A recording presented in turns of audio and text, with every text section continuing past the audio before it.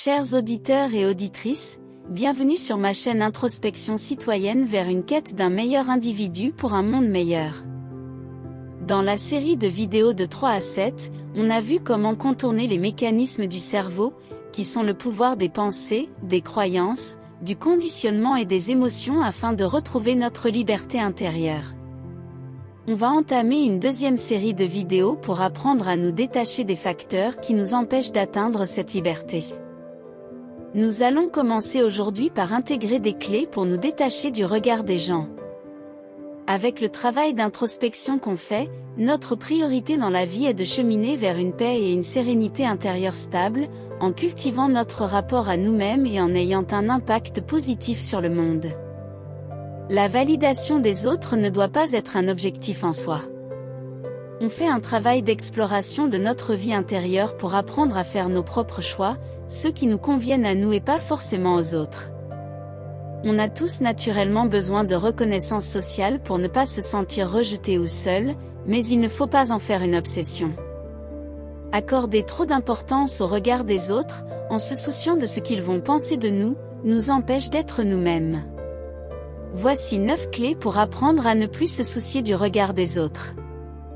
Première clé, arrêtons de courir après des quêtes d'approbation et de perfection en cherchant à plaire, à être aimé, à avoir de l'attention et de la reconnaissance.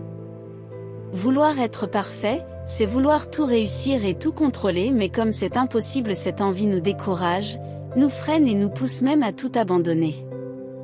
Acceptons donc nos failles, nos erreurs, nos limites, nos imperfections et nos vulnérabilités. Deuxième clé, on ne peut pas exclure complètement l'opinion de l'autre.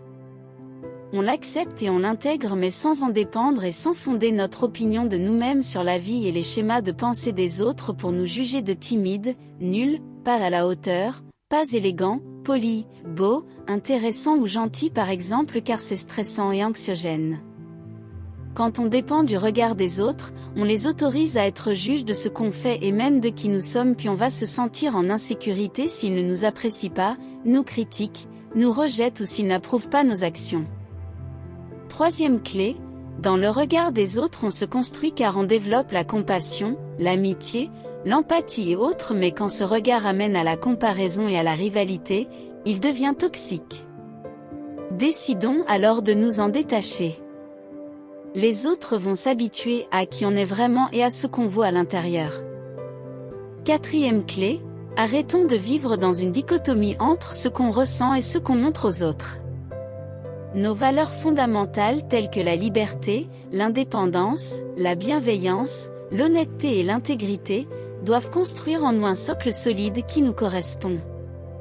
On se sentira alors aligné avec notre intérieur. Si ce qu'on est réellement sans mensonge plaît aux autres, c'est bien, sinon ce n'est pas une quête en soi. Cinquième clé, acceptons de ne pas pouvoir contrôler les autres et le monde et qu'on peut déplaire à certaines personnes. Les gens en face de nous sont libres de penser ce qu'ils veulent, ça les concerne. Sixième clé, osons faire ou dire ce qui nous plaît sans craindre la critique qui est inévitable car on a tous des critères, des perceptions et des grilles de lecture différentes sur ce que c'est qu'une bonne personne, un bon parent, une bonne amie, un bon enfant, un bon style vestimentaire, une bonne éducation et autres. Septième clé, s'affranchir du regard des autres, c'est grandir et s'affirmer pour ne pas les laisser nous enlever notre liberté. Faisons tomber nos masques pour montrer notre vérité et arrêtons de nous auto-saboter. En voulant ressembler aux autres ou se conformer et s'adapter à leurs attentes, on les laisse diriger notre vie. Huitième clé, essayons de chercher de véritables relations, avec des gens qui nous comprennent, qui nous soutiennent et qui nous renvoient des images de nous-mêmes. Sortons des relations toxiques qui nous obligent à nous cacher derrière des faux semblants. Neuvième clé, avant de juger un regard ou un comportement qui nous déstabilise, arrêtons-nous un instant pour remettre en question nos croyances et vérifions si notre inconfort est lié directement à la personne et à la situation ou bien est-ce une blessure du passé qui a été réveillée inconsciemment en nous. Dans le dernier cas, décidons alors de changer de perception pour sortir de ces interprétations et de ces suppositions. Je vous envoie aux vidéos 5 et 6 qui traitent respectivement les blessures du passé et les croyances qui nous conditionnent. Autorisons-nous à être libres quel que soit notre âge, en devenant responsables de nos vies, pour découvrir et exprimer progressivement notre singularité. On va alors créer des liens amicaux, professionnels et amoureux avec les autres mais sans peur, sans attente et sans être en manque affectif. Les efforts à fournir sont joyeux car le chemin de l'exploration est aussi agréable que la fin. Petit à petit nous y arriverons. Et si nous commencions maintenant? Comme outil du jour, je vous propose de s'accepter. Quand on va accepter toutes les facettes de nous-mêmes, on ne va plus se soucier du jugement des autres à ces sujets.